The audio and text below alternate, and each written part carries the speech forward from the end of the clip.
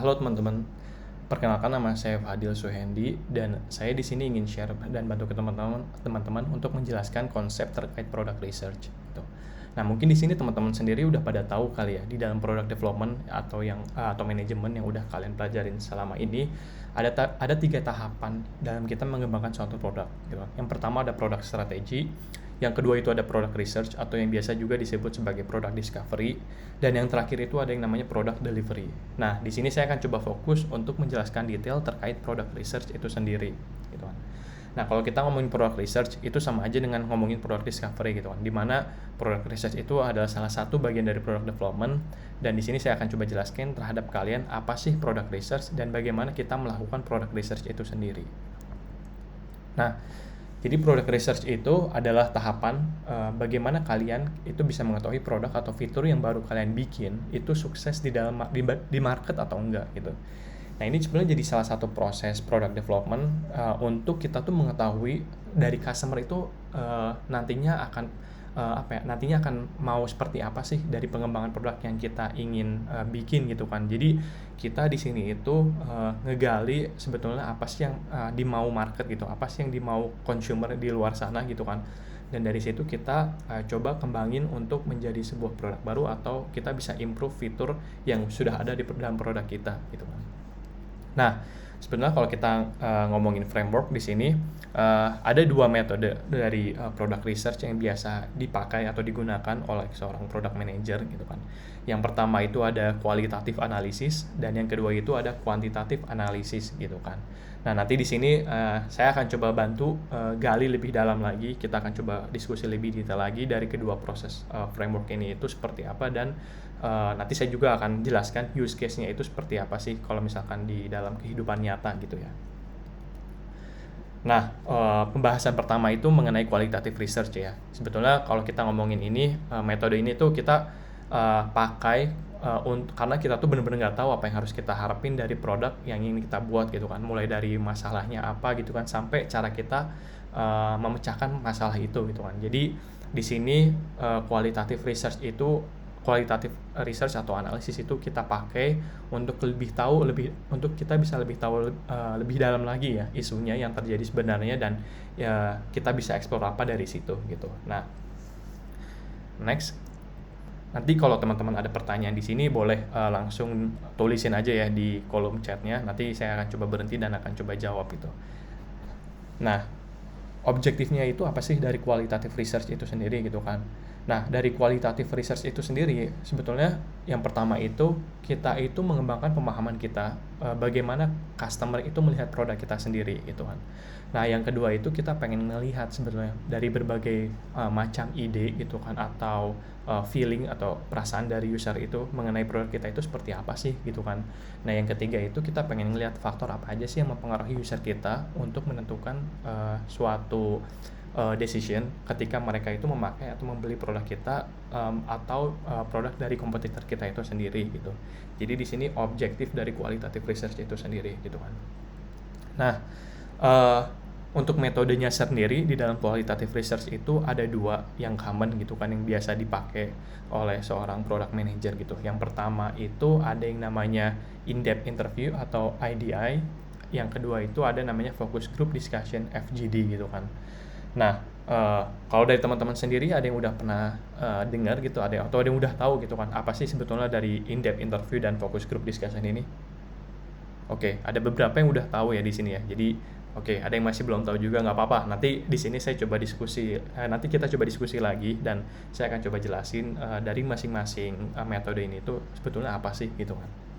Nah, oke, kita coba bahas satu-satu ya. Jadi kalau kita ngomongin tentang in-depth interview IDI itu sebetulnya yang kita lakuin ini itu lebih untuk salah satu metode yang kita pakai untuk memahami consumer kita sendiri gitu kan. Nah, jadi yang di sini kita lakukan itu kita ngelakuin one-on-one interview sebetulnya dari sisi kita dengan usernya gitu kan. Dan di sini kita ya coba kasih beberapa pertanyaan yang udah kita siapkan mengenai produk kita atau mengenai market gitu kan, yang nantinya itu bisa jadi bahan evaluasi untuk kita sendiri gitu kan. Nah, sebetulnya kalau benefitnya apa sih untuk kita pakai in-depth interview ini gitu. Yang pertama, kita itu bisa mendapatkan detail informasi yang kita ingin ketahui mengenai consumer kita sendiri itu kan. Karena di sini kita punya beberapa pertanyaan, series pertanyaan yang bisa kita ajukan ke interviewnya gitu kan. Nah yang kedua itu kita tahu gitu kan sebenarnya feedback dari mereka itu sebenarnya sangat valuable gitu kan untuk produk yang akan kita bangun berikutnya atau untuk fitur yang baru kita ingin bikin gitu kan. Jadi di sini kita tahu sebenarnya ketika kita interview dengan user kita itu mereka itu akan mengekspresikan apa yang mereka suka dan tidak suka mengenai produk gitu kan. Nah disinilah kalian bisa mengetahui gitu kan secara feeling atau perasaan gitu kan, karena kita kan bisa ngelihat ekspresi dari interviewnya gitu kan. Karena ini yang namanya one on one interview gitu bisa dibilang gitu. Nah metode yang kedua yaitu metode FGD, focus group discussion gitu kan. Jadi metode ini yang biasa dipakai untuk mengumpulkan data secara detail mengenai produk atau service yang kita punya gitu kan. Nah bedanya dengan in-depth interview, focus group discussion itu yang namanya group gitu ya. Jadi di situ ada 6 sampai 10 respondents yang ikut gitu, yang ikut diskusi dan yang nantinya di tengah-tengah mereka itu terdapat moderator yang mengambil ahli diskusi gitu. Jadi di sini fungsinya ya kita coba diskusi dengan berbagai macam perspektif orang gitu kan, untuk ngebahas terkait produk kita gitu. Nah sebetulnya kalau kita lihat ya kedua metode ini hampir sama ya sebetulnya gitu. Nah, di sini ada pertanyaan ya dari Andi. Oke. Kapan kita tahu kalau kita itu harus pakai metode in-depth interview atau focus group discussion? Oke. Ini pertanyaan yang bagus ya gitu kan. Jadi, kapan sih kita itu pakai salah satu dari metode tersebut gitu kan? Nah, sebetulnya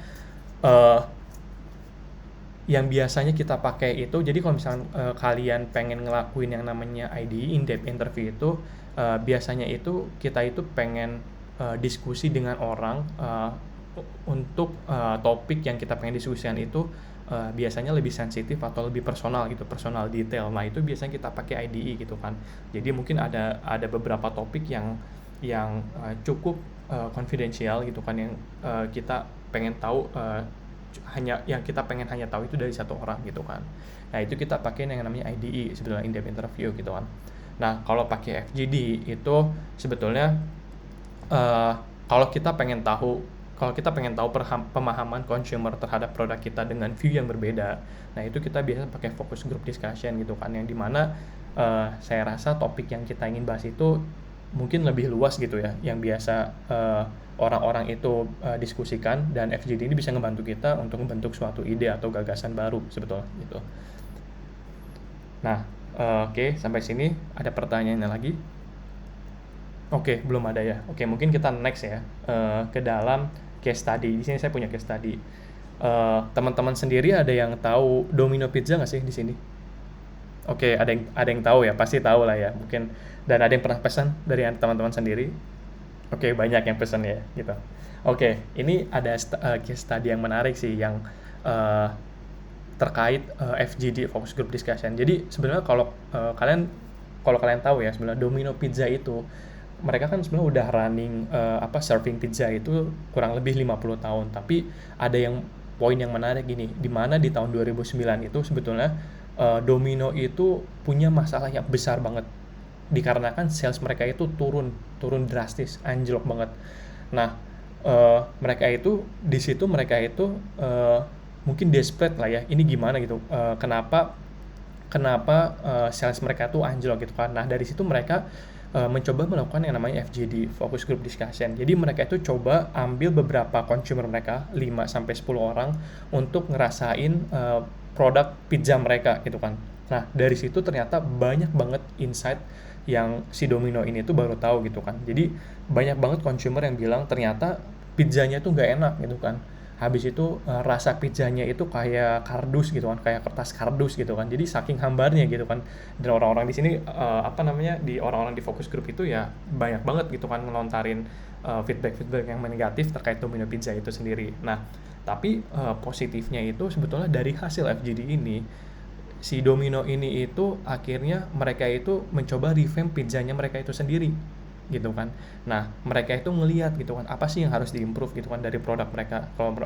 Kalau di sini kan case-nya pizza gitu kan, apa sih yang harus diimprove dari pizzanya, yang akhirnya itu mereka itu menemukan resep baru untuk pizzanya mereka itu sendiri yang sekarang itu banyak sekali diminatin orang-orang gitu kan. Nah, ini salah satu case tadi yang unik banget dan yang bagus banget menurut saya gitu kan. Nah, di sini saya kasih nanti ke teman-teman link YouTube-nya gitu kan terkait focus group discussion di Domino Pizza gitu kan, dan kalian harus coba nonton, itu sangat bagus banget gitu kan.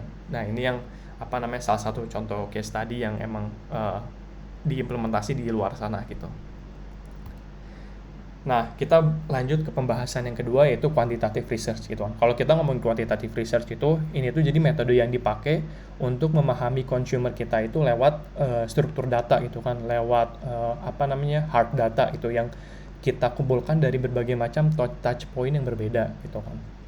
Jadi objektifnya sebenarnya apa sih kalau untuk quantitative research itu sendiri? Ya, yang pertama itu ada kita ngetes spesifik hipotesis tentang produk kita gitu kan, atau tentang produk atau fitur yang pengen kita launch. Dan yang kedua itu ya kita bisa describe karakteristik dari customer segment yang berbeda-beda gitu kan.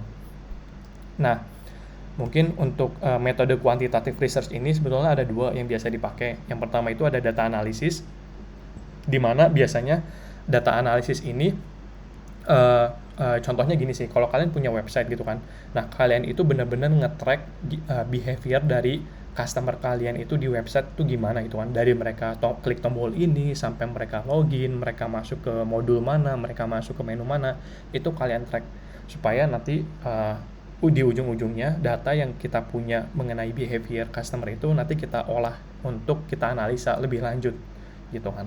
Nah, yang kedua itu ada mystery shopping gitu kan. Nah, mungkin banyak yang belum tahu gitu kan mystery shopping ini apa. Jadi sebenarnya kita itu berpura-pura sebagai user. Jadi kita pretend sebagai user dan kita coba melakukan beberapa aktivitas di dalam website atau produk yang kita punya gitu kan. Nah, dari situ kita analisa sebetulnya secara datanya itu apakah produk kita itu ada masalah atau tidak gitu kan, yang nantinya akan dipakai untuk product improvement atau menemukan produk baru gitu.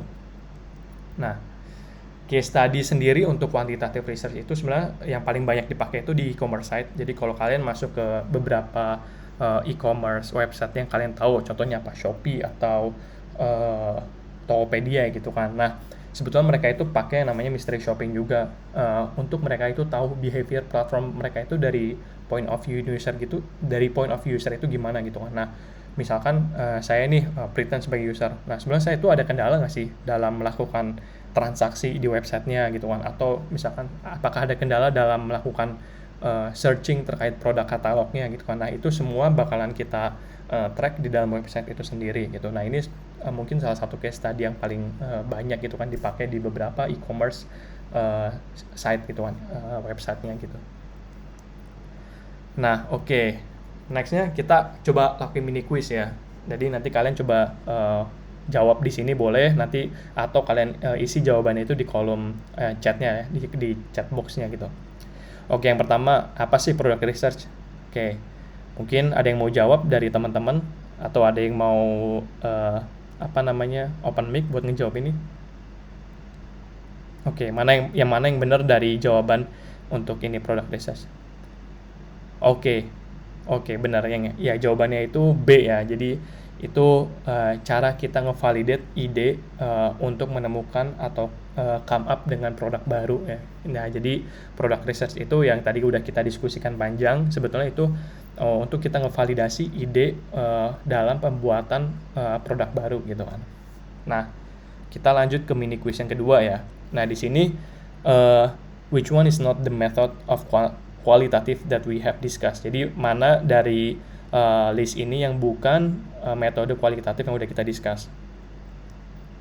Oke, benar, jawabannya B, data analysis. Oke, data analysis ini masuk ke dalam kategori kuantitatif ya, yang udah kita diskusikan. Jadi kalau kualitatif itu yang udah kita diskusikan ada dua, focus group discussion, sama yang kedua itu in-depth interview. Oke, buat teman-teman di sini saya ada study case buat practice ya, gitu kan. Jadi saya coba kasih soal di sini.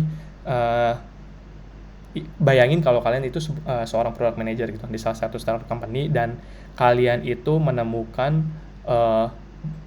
penurunan di dalam transaksi gitu kan, yang terjadi di kuartal kedua gitu kan. Nah, dari point of view kalian seorang product manager, gimana caranya kalian menemukan apa sih yang harus kita implement di produk supaya kita itu bisa menaikkan jumlah transaksinya yang yang pesat gitu kan. Nah, dari